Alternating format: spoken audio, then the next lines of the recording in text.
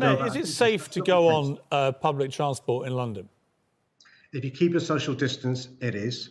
We've made sure on public transport in London, even before the lockdown, we were going over and above in relation to hospital quality antiviral disinfectant.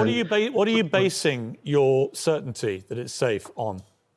Well, as long as you keep a social distance, it is safe, because what we've done with public transport, whether it's the buses, the tubes, the trams, the overground, the bus garages, the depots, the restrooms, is to make sure we've enhanced the cleaning regime. So we're using the hospital-style antiviral. Okay. On March the 3rd, you appeared on this programme and I asked you the same question. Here's what you said. Sorry, it's coming. There is no risk in using the tube or buses or other forms of public transport or going to a concert. The advice from the experts how do you know that, Mr. Mayor? Many times a day. Mr. Mayor, no disrespect, but how on earth can you say that in a city of 12 million people, there is no risk, given that we now know it's here? Because I rely upon the advice I receive from Public Health England and the Chief Medical Officer, and the advice is that you're not going to catch it if you're washing your hands regularly. The evidence we have so far is that it's possible to contain it and to delay it spreading. When you said that, and I challenged you on it, this was a time when Italy and Iran and other countries were being completely run over by coronavirus, but you were certain there was no issue with people's safety on public transport. You then appeared a few weeks later at a time when 9 bus drivers had been killed by coronavirus. Let's take a look at what you said then.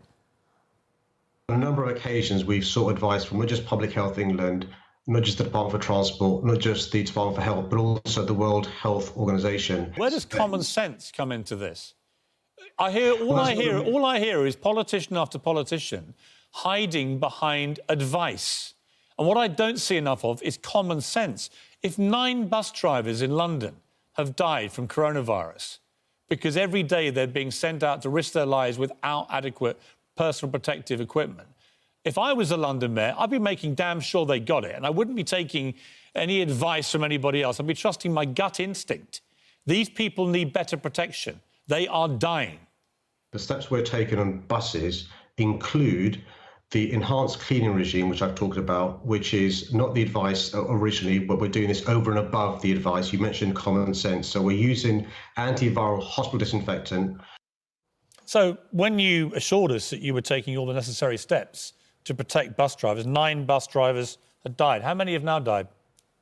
29 have died, unfortunately, and many are watching your programme, Piers. And can I just throw with you a bit of indulgence, pass them my thoughts and prayers? I've written to all of them, but 29... I don't think they want your thoughts and prayers, Mr. Mayor. I would like you to explain to people how it is that when you were robustly challenged after 9 bus drivers had died and you assured people in London that you were doing everything to protect them, how it is that we can be talking now just a few weeks later and 29 bus drivers have died and 43 people in total have died on TfL. You didn't protect them. They carried on dying. 29 bus drivers. That's on your watch. What happened? Well, we are protecting all our staff, all our bus drivers. 29 are dead. And what we're doing additionally is I've asked TfL to get independent experts, world-leading experts, to review all the stuff we've done, because I'm keen to learn in real time whether they've done the right things, whether there's more we should have done, but whether there's more we can be doing. Of course there's more you should have done, Mr. Mayor. 29 bus drivers have died. And we said to you, when you appeared on this programme, when 9 had died, you had to do more. We'd interviewed the widow of a bus driver that very morning. An incredibly powerful interview, begging you, as the mayor, to properly protect people that work on your public transport system. You know, and then we go back to the first interview when Italy was being run over and you said, there's no problem, come on public transport. Well, and now you're saying the same thing. It's fine, keep 2 metres away. No one's keeping 2 metres away on your system. You know that and I know that. If you go on a tube this morning, they're not all keeping 2 metres away. So you're saying that's what's happening and you're saying it's safe, but it's not happening and it's not safe. And in relation to the people that work on public transport, it has become a lethal death trap. So the first interview you mentioned, Piers, was on the 3rd of March. At that stage, there weren't significant community transmissions. There were in other countries, to the extent that Italy had shut down football matches, for example. So they were aware in Italy, where they'd been run over by coronavirus, just another European country, that putting lots of people in close proximity was dangerous. Why didn't you, as London Mayor, heed the warnings from Italy and do something about it on public transport, rather than come on here and say it's perfectly safe? Just wash your hands.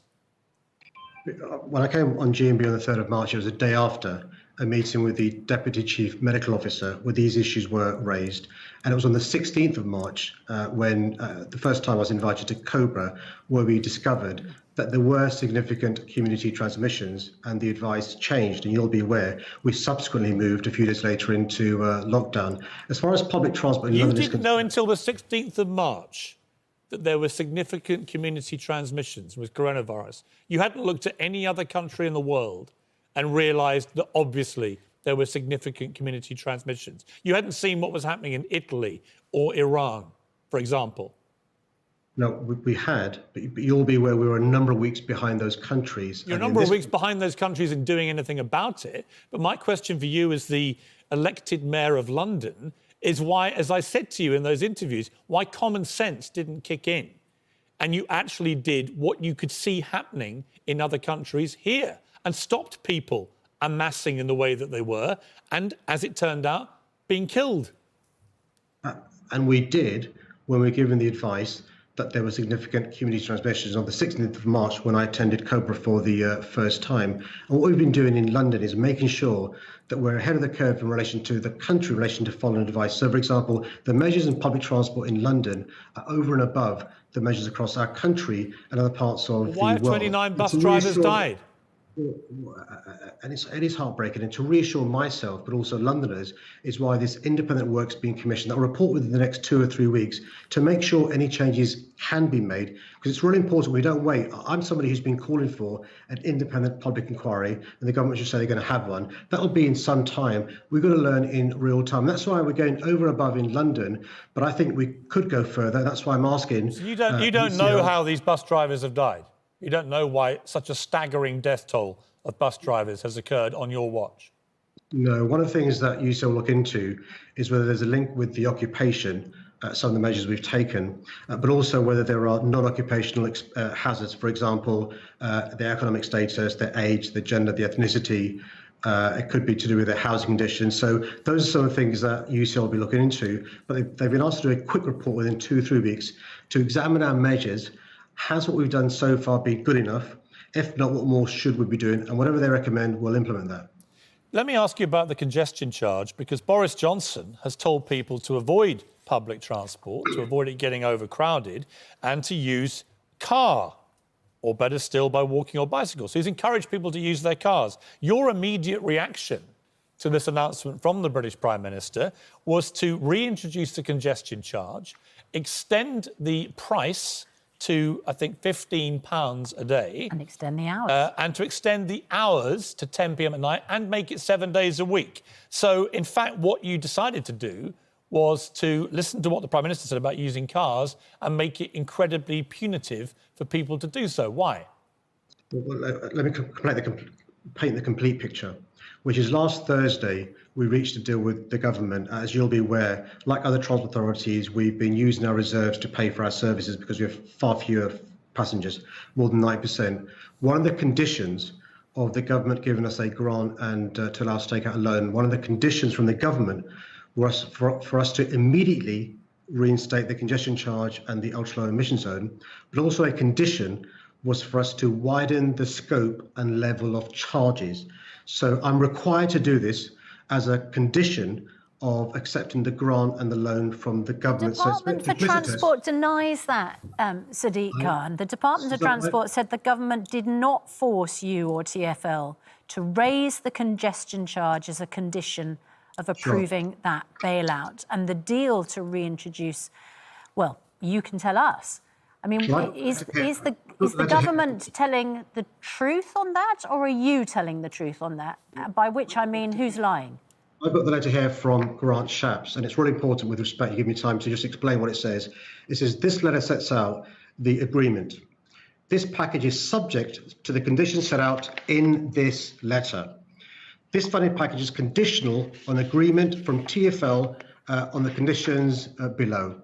and I'll read you the immediate reintroduction of the London congestion charge, LEZ and ULEZ, and urgently bring forward proposals to widen the scope and levels of these charges in accordance with the relevant legal powers. Okay, who actually set the £15 figure? Who set the extended hours at night, and who made it 7 days a week? The government or you?